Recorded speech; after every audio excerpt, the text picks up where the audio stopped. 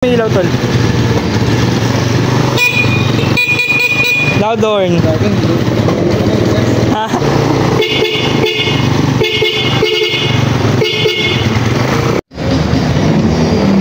Ayan, good morning guys. Magre-rewiring lang tayo ng ating ginawa.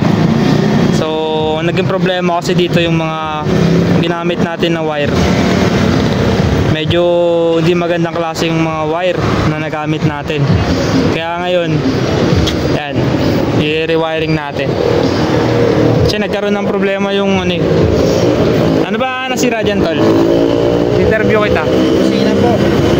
Busina tsaka yung Busina tsaka ilaw. Pero yung stock niya, meron. Kaya sa nawalan eh. Ayan, ito yun guys, sinasabi niya. Yung blinag ko na rin to yung ginawa ko. So nawala kasi yung busina, pati yung ilaw. Di namin alam saan napunta. So ngayon guys, ibabalik natin. Gagawin natin mas heavy duty yung kabit natin. Kaya di bali pag re-rewiring kasi alisin muna natin lahat yan. Yan, alisin natin lahat ng mga kanabit natin. Baga panibagong wirings. Mas gagandaan pa natin yung kabit natin dito. Okay, so mamaya na lang, update ko na lang kayo pag na-rewiring na natin. Pag gumagana na yung busina tsaka yung ilaw nya. And so yan guys, tapos na natin i-rewirings yung busina tsaka yung ilaw. So papakita ko muna sa inyo yung linya na ginawa ko dito. Tapos yung gamit ko na wire. Ayan, solid yan guys, Japan wire yan. So dito ko nilagay yung relay. Ito yung para sa mini driving lights. Ito yung para sa busina. Tapos meron tayong interrupter relay dito.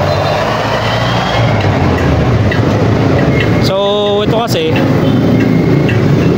madali lang naman to i-rewirings. Ayan.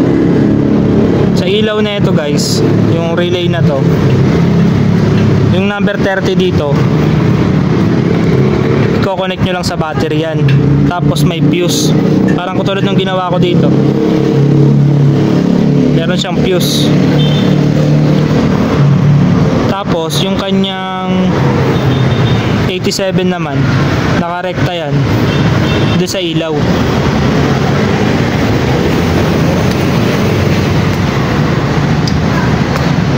Ayan, nakarekta yan dito sa ilaw.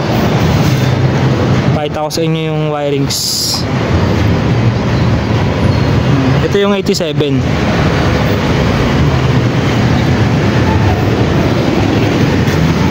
Tapos yung 86 sa ground. Yung 85 naman dito sa switch. Ito naman yung wiring ng sa switch. Tapos ito naman yung sa busina, napakadali lang din ito. Yung dalawang yellow ng interrupter relay sa 85 tsaka sa 86. Tapos yung 30 sa battery din. Pinadaan ko din sa fuse. Magkasama yung sa MDL tsaka busina. Okay lang naman yun. Pero kung dalawa yung fuse nyo, pwede nyo pag-iwalayin. Tapos yung trigger na ito, yung 86, dito naman siya pumunta sa switch. Kasi ito dual contact. Pwedeng i-stop, pwedeng malakas. And so ito yung sample guys. Ito yung busina nya. Yan.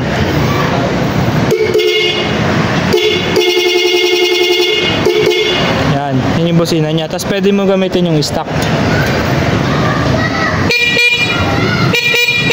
Yan. Tapos yung ilaw, syempre, switch. Yan.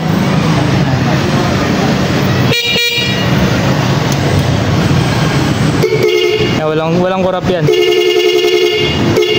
Hindi kumukurap yung ilaw natin.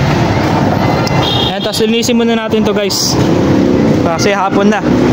Yan, linisin muna natin yan. Pakita ko sa inyo pagtapos. Yan guys, malinis. Malinis na yan guys. Dito ko pinadaan. Tapos lalagyan na lang ng strap dito para pang malakasan. Dito naman, nilinyaan ko lang to. Si Utol na bahala dyan. Sa lahat ng may tape dito tol, magkakasama yan. Diretso mo na lang yung tape. Ito yung relay natin. Salpa ka na. Yan na guys, tapos na. Nangyari? Alright, ha?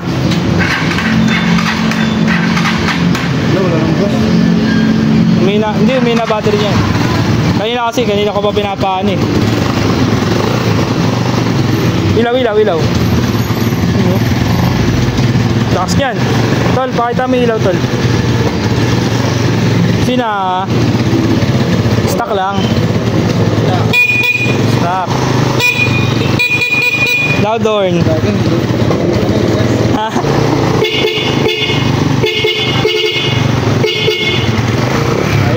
Ayos ba, tol? Ayos ba? Ano masasabi mo? Dapat may masasabi ka. Happy New Year. Kunyari lang. Salamat, sir. Salamat sa microbike. Sabi mo, promote mo yung microbike. Salamat sa microbike.